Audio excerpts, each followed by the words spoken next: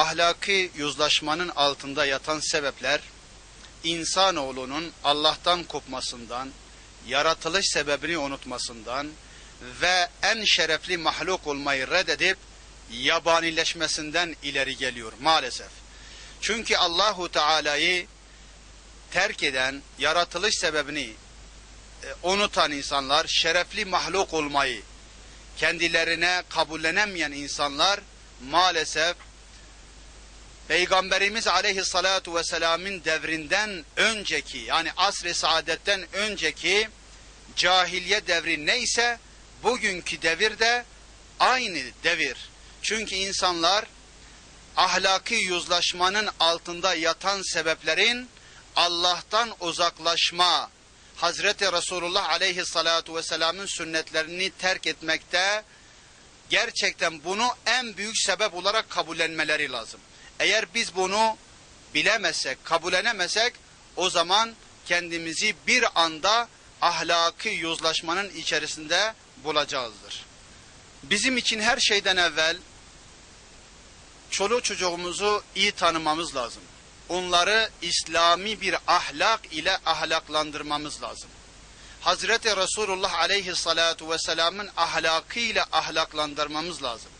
Eğer biz bunu yapmazsak, çoluk çocuklarımızı ahlaksız güçlerin ellerine teslim edeceğiz. Ve bu ahlaksız güçlerin ellerine teslim ettiğimiz zaman muhakkak ki bu çocuklarımız bize karşı en büyük tehlike arz edeceklerdir. Çünkü sonuçta bizim yeryüzündeki amacımızın başında gelen Allah'ı tanımak, Resulullah Aleyhissalatu vesselam'ın bize göstermiş olduğu saadetli yolda yürümektir. Her şeyden evvel mümin uyanık olmalıdır. Yani çünkü öyle bir zamanda yaşıyoruz ki fitne her taraftan ağzını açmış, müminleri yutmak istercesine üzerimize geliyor. Yani müminler, ümmeti Muhammed Mustafa Aleyhissalatu vesselam bu hileleri, bu fitneleri, bu ahlaki yozlaşmaları gerçekten uzaktan ve yakından içerisine düşmemek için her şeyden evvel Kur'an'a ve sünnete sarılması lazım. Çünkü Kur'an'a ve sünnete sarılmadığı müddetçe kendilerini ahlaksızlıkların içerisinde bulacaklardır. Çünkü bugün her tarafımızda ahlaksızlıklar maalesef bizi kuşatmıştır. Yani kendimiz bir taraftan İslam'ı yaşar iken çoluk çocuklarımızı, komşularımızı, toplumumuzu gerçekten unutmamamız lazım. Çünkü bizler birbirimizi tamamlayan birer neferiz.